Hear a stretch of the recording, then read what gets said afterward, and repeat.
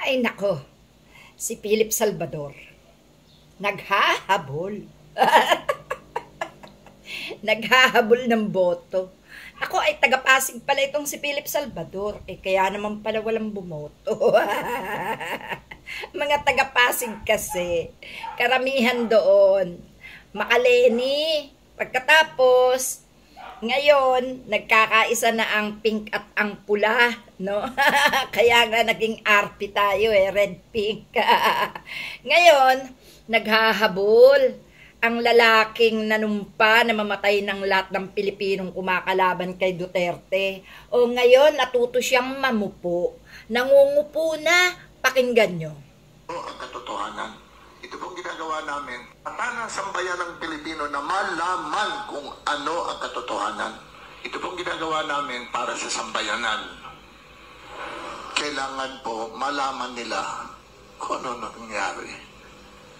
Kasi alam niyo po ako, nag-akyat pa na naka-wheelchair na babae para makaboto siya doon sa amin sa Pasig. Oh. Binigay ko yung number ko, kung may problema, ganito. Nagtanong, ano nangyari sa boto namin? Paano ko masasagot yun? Ang makakasagot lang nun, ang Comelec. Sila lang makakasagot. Wala ako sinasabing gumawa sila ng anomalya. Pero karapatan ng taong bayan na malaman kung ano talaga ang nangyari. Yung manual counting na sinasabi ng aking mga kasama, doon ako nakikinig. Dapat gawin nila yun. Ipakita nila na walang anomalya. Walang tinatago. Hindi ho kami naghahangad ng mga upo. Paulit-ulit kami sinasabi. Pero karapatan ng sambayan ng Pilipino na malaman kung ano ang katotohanan. And they owe it to them. To you. Karapatan ng sambayan ng Pilipino na malaman kung ano ang katotohanan. Ito pong ginagawa namin para sa sambayanan. Oh. Kailangan po malaman nila kung ano nangyari. Kasi alam niyo po ako, nag-akyat pa na naka-wheelchair. Ay, nako, natatawa ako sa iyo, Philip Salvador. Hindi ka pa rin ba nakakaintindi? Na ayaw sa iyo ng tao. Ayaw na ayaw sa iyo ng taong bayan. Yan ang hirap sa inyo eh. Pag kayo gustong mamayagpag, puro kayabangan ang ginagawa nyo. Nung kayo na ang binawian ng tao sa kayabangan ninyo, ano? Natuto kang mangupo, natuto kang magpakumbaba, naghahanap ka ng kasagutan sa tanong mo, pues ako na ang sasagot sa'yo. Ayaw ng taong bayan sa mayabang na katulad mo. Tama na, Philip Salvador. Tama na, dahil kung sa pag-aartista lumubog ka, sa politika pa kaya?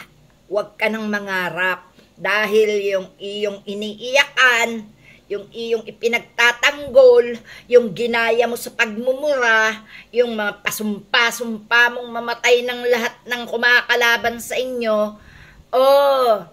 Nakita mo kung paano bumawi ang taong bayan sa mga katulad mo? Tama na, Philip Salvador. Huwag ka nang maghanap ng damay. Hindi para sa sambayan ng Pilipino ang ginagawa mo. Pampagulo kayo nila Sara Duterte. Kaya tigil-tigilan mo na ha. Huwag ka na maghabol. Wala ka nang hahabulin. At di ka na makakaulit kahit kailan. Yan ang tandaan mo. Sa ginawa mo sa anak mo na pinabayaan mo, sa ginawa mo kay Chris na matapos mong anakan, pinabayaan mo. Pagkatapos ngayon maghahangad ka na makuha mo simpatya ng sambayan ng Pilipino, mahiya ka, ang kapal ng mukha mo. Yun ng mga politiko, no? Na mga datihan na hindi nakagawa ng kayabangang katulad mo. Ikaw na ngayon palang mag-uumpisa, naging mayabang ka na. Si Robin Padilla, kahit inayawan ng tao, hindi nagawang magmura at magsabing mamatay na kayong lahat sa gaya ng sinabi mo ha? Kaya pare-pareho kayo. Si Robin Padilla ang katangahan lang ay tanga. No? Si Robin Padilla, ang kagaguhan lang ay ginamit sa Senado ang pagiging tanga. Yun lang ang pagkakamali ni Robin Padilla. Pero kahit papano, may konting respeto pa si Robin Padilla.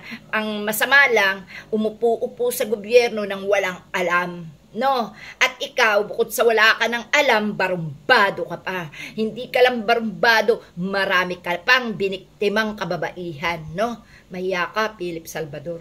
Kahit kailan di ka magugustuhan ng taong bayan, huwag mo kaming idamay. Hindi para sa taong bayan, para sa iyong sariling ambisyon ang hinahabol mo. Yan po mga kapatid. Dapat po talaga yung ganyang mga klase ng nag-i-interest sa gobyerno na mga paupo at mga barumbado. Dapat talaga yan sinusupal pala ng salita ha. Okay, salamat po.